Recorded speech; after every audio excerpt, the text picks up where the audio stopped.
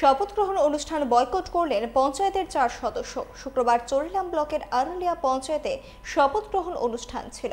অভিযোগ, বিজেপির জয়ী সদস্যদের জন্য বসার জায়গা থাকলেও তেপরামথার পঞ্চায়েত সদস্যদের জন্য কোনো ব্যবস্থা করা হয়নি। ফলে দলের নেতৃত্ব ক্ষোভ প্রকাশ করে শপথ গ্রহণ অনুষ্ঠান ছেড়ে চলে আসেন। এই ঘটনায় স্থানীয় ভিডিওর কাছে অভিযোগ করেন তেপরামথা নেতৃত্ব।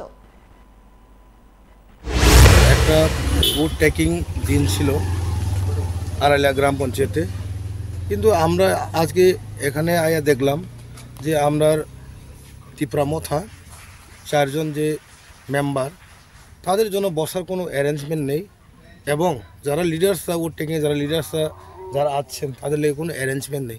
খালি বিজেপির লোক এখানে বওয়ার জন্য এখানে চেয়ার এবং সব কিছু করছে। তো আমরা এখানে দেখলাম কোনো অ্যারেঞ্জমেন্ট নাই। তো আমরা এই ভোট টেকিং থেকে আমরা বেরোয় আসলাম। আমরা এই পরের দিন আমরা ভিডিওকে আমরা এই টাইম দিয়ে আমরা নেক্সট টাইম নিয়ে আমরা শপথ গ্রহণ নিব। এই বিডিও সাহেব যে অ্যারেঞ্জমেন্টটা যেভাবে অ্যারেঞ্জমেন্টটা করছে, কিন্তু এরভাবে অ্যারেঞ্জমেন্ট আমি কোনো দিনও আমার জীবনে শপথ গ্রহণ আমি দেখলাম না।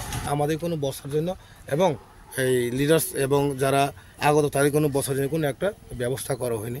তাই আমরা ভোট টেকিং আজকে নিব না। আমরা এই 1-2 দিনের পরে